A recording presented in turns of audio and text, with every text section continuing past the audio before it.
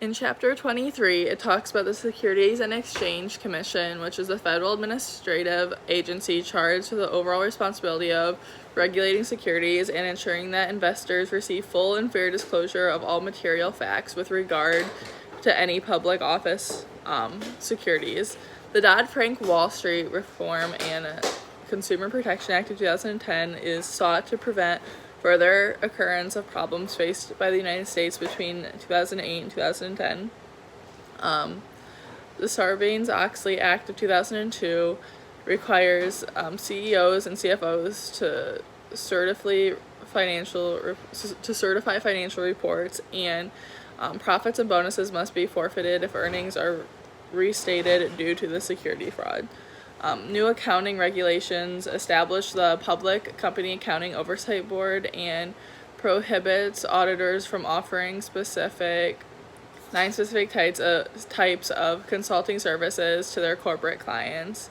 Registration of security under the Security Act of 1933 discloses requirements to identify issuers, non-reporting issuers, unseasoned issuers, seasoned issuers, and well-known seasoned issuers. The Security Exchange Act of 1934 is registration of security issuers were intended to all corporations that have assets for more than 10 million and have a class of equity securities with 500 shareholders and are involved in interstate commerce.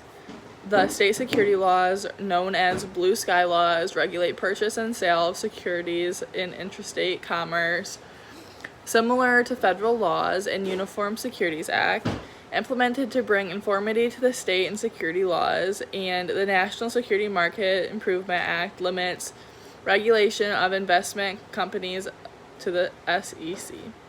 When it comes to e-commerce, online security disclosure, and fraud regulation, marketplace of security, the internet effectively accelerates trade. The investors and companies have to take advantage of the database, proxy statements, annual corporate reports, and other documents that are filed while in the commission. And fraud in the marketplace, the pump and dump problem with the stock prices. In Chapter 24, it started off with antitrust. Trust is the business arrangement in which owners of stocks in several companies place their securities with trustees. Trustees are jointly manage the companies and pay out a specific share of their earnings to the security holders.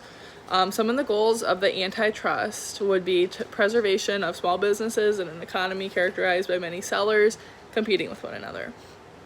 Prevent concentrations of political and economic power in the hands of few sellers in each industry. Preserve the local control of business and protection against the efforts of labor disclosure and promotion of the maximizing consumer welfare using market principles and efficient criteria. Some of the exemptions are regulated industry, labor unions, intrastate activities, agriculture activities, and activities falling within the state action doctrine. The Sherman Act of 1890 has two sections. In the first section, it talks about the combination, contract, and conspiracy, restraint of trade, the rule of reason standard, and the per standard. The Clayton Act of 1914 prohibits price discrimination, tying and exclusive dealing agreements, interlocking, and corporate mergers that lessen competition or tend to create a monopoly in the interstate commerce. Other antitrust would be like the Federal Trade Commission Act of 1914, which prohibits unfair methods of competition. The Bank Merger Act of 1966, all bank mergers must be approved in advance of the banking agency having jurisdiction. And agencies include the Federal Reserve Board, the Federal Deposit Insurance Corporation, and Comptroller of Currency.